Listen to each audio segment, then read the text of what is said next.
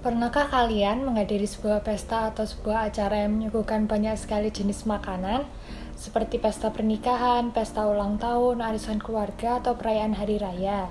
Saat menghadiri pesta dan menikmati hidangan bersama teman atau kerabat lain, kita cenderung mengkonsumsi makanan lebih banyak seolah-olah selalu ada ruang untuk makanan selanjutnya di dalam perut kita. Nah, kira-kira mengapa hal ini dapat terjadi ya? Bagaimana ilmu biopsikologi dapat menjelaskan hal tersebut?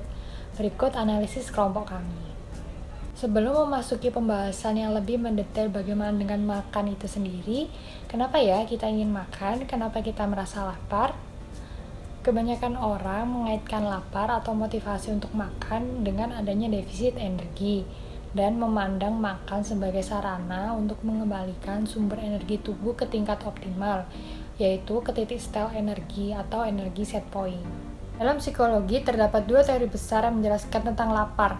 Yang pertama yaitu set point assumption yang menyatakan bahwa lapar disebabkan karena kekurangan energi dan makan memiliki fungsi untuk menjaga tingkat energi tubuh, yang berasumsikan bahwa makan adalah upaya untuk menjaga keseimbangan energi dalam tubuh. Seseorang makan untuk mendapatkan energi dan akan berhenti ketika energi telah terpenuhi. Set point assumption memiliki dua macam teori. Yang pertama yaitu glukostatic theory atau glukosa yang menentukan kapan kita makan. Kita menjadi lapar ketika kadar glukosa darah turun secara signifikan di bawah titik setel dan kita menjadi kenyang saat makan mengembalikan kadar glukosa darah kita kembali ke titik setel.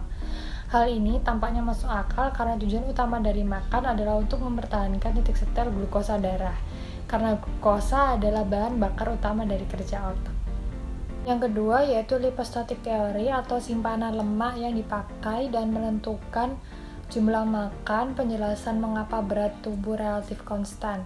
Setiap orang memiliki titik setel lemak tubuh, dan penyimpangan dari titik setel ini menyebabkan kita makan, sebagai kompensasi untuk mengembalikan kadar lemak tubuh ke titik setel semula.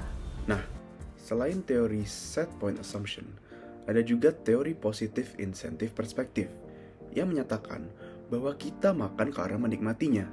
Seseorang makan karena adanya expected pleasure ketika makan. Menurut positive incentive perspective, seseorang bukan hanya sekedar memenuhi kebutuhan energi, namun ada banyak faktor yang dapat membuat kita menyukai makanan tertentu. Seperti rasa makanan, efek makanan yang sudah dipelajari, jam atau waktu terakhir makan, jenis dan jumlah makanan, apakah ada orang lain yang sedang makan juga, apakah kadar glukosa darah dalam kisaran normal atau tidak, dan lain sebagainya. Lalu, mengapa saat kita sedang disuguhkan makanan seperti di pesta pernikahan misalnya, kita cenderung makan lebih banyak?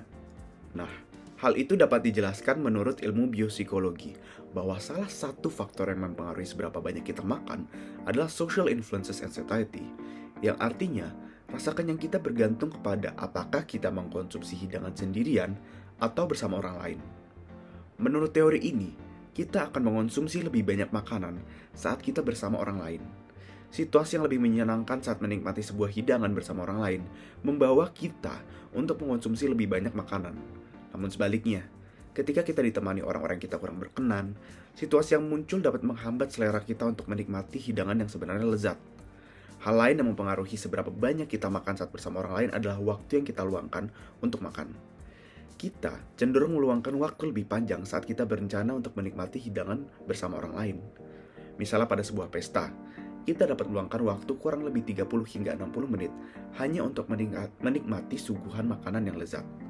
John De Castro dan kawan-kawan mengemukakan bahwa kita akan meluangkan waktu lebih panjang dan berakibat mengonsumsi lebih banyak hidangan dalam waktu yang tersisa tersebut. Sekian dari kelompok kami, kurang lebihnya mohon maaf dan terima kasih.